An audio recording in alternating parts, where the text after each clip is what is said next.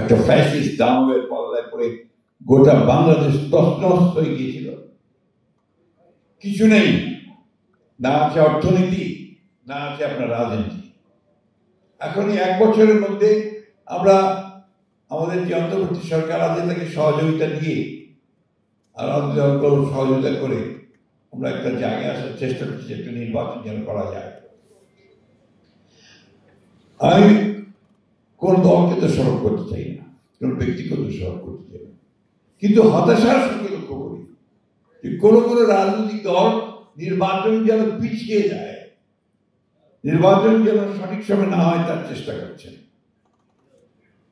এটা ঠিক হচ্ছে না, কারণ এখন যেটা দরকার অতি দ্রুত নির্বাচনের মাধ্যমে একটা রাজনৈতিক সরকার দরকার।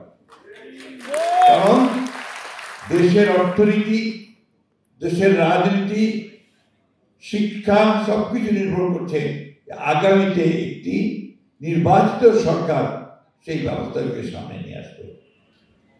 আমি ধন্যবাদ জানাতে চাই যে তারা অতি অল্প সময়ের মধ্যে অন্তত কিছু সংস্কার কাজ শেষ করতে পেরেছেন, সংস্কার কমিশন। কারণ এটা প্রয়োজন আছে, প্রয়োজন ছিল পরিবর্তনের।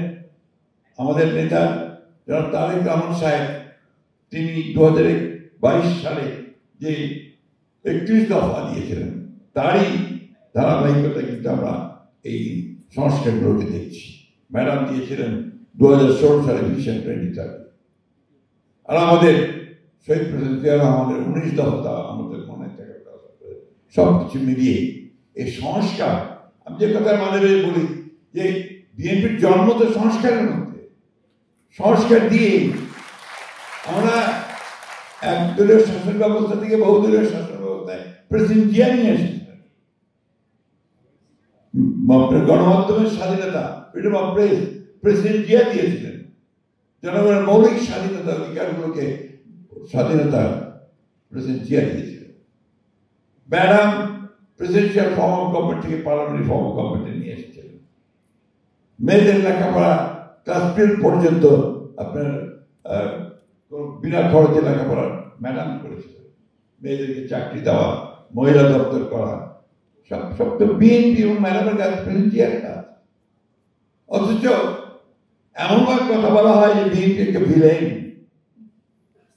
কিছু কিছু লোক বলার চেষ্টা করেন। আমি বিস্মিত হই, বাংলাদেশে যা কিছু ভালো হয়েছে সব বিএনপির হাত দিয়ে হয়েছে, জওয়ানের হাত দিয়ে হয়েছে এবং দেশনেত্রী বেগম খালেদা জিয়ার হাত দিয়ে হয়েছে। আমার দুঃখ হয়, কষ্টও হয় যখন আমি শুনি কেউ কেউ, আপনাদের আজকাল ইউটিউব হয়েছে বিরাট, তার মধ্যে অনেক বিখ্যাত ইউটিউবার আছেন, আপনার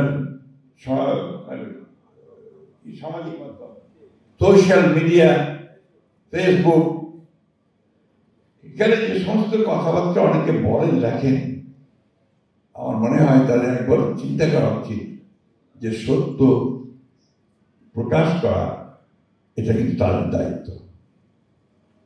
আমি একটা কথা বলে শেষ করতে চাই, প্রেসিডেন্ট জিয়ার নাম মুছে ফেলার চেষ্টা করেছিল আমি, আপনার মাজার পর্যন্ত তুলে নিয়ে যাবে, তার নাম নন্দ থাকবে না, তাই করেছিল না চেষ্টা, পেরেছে নাকি? পারবে না, কারণ সত্যিকার অর্থেই যে ক্ষমজন্মা আল্লাহ যাকে পাঠিয়েছেন মানুষের কল্যাণের জন্য, তাকে কি এত সহজেই ছুঁড়ে ফেলা যায়? যায় না। এটা চমৎকার ভাবে বলেছিলেন কিউবার প্রেসিডেন্ট ক্যাস্ট্রো। তাকে অনেকে বলেন যুদ্ধ করেছেন, বাতিস্তার সাথে এক যুদ্ধে তিনি গ্রেফতার হলেন, আটক হয়ে গেলেন, অ্যারেস্ট হয়ে গেলেন। ট্রায়াল হলো, সেই ট্রায়ালে তার 12 বছর সাজা হলো। তো কাঠগড়ে দাঁড়িয়ে তিনি বলছেন, condemn me, doesn't matter, history will have gone.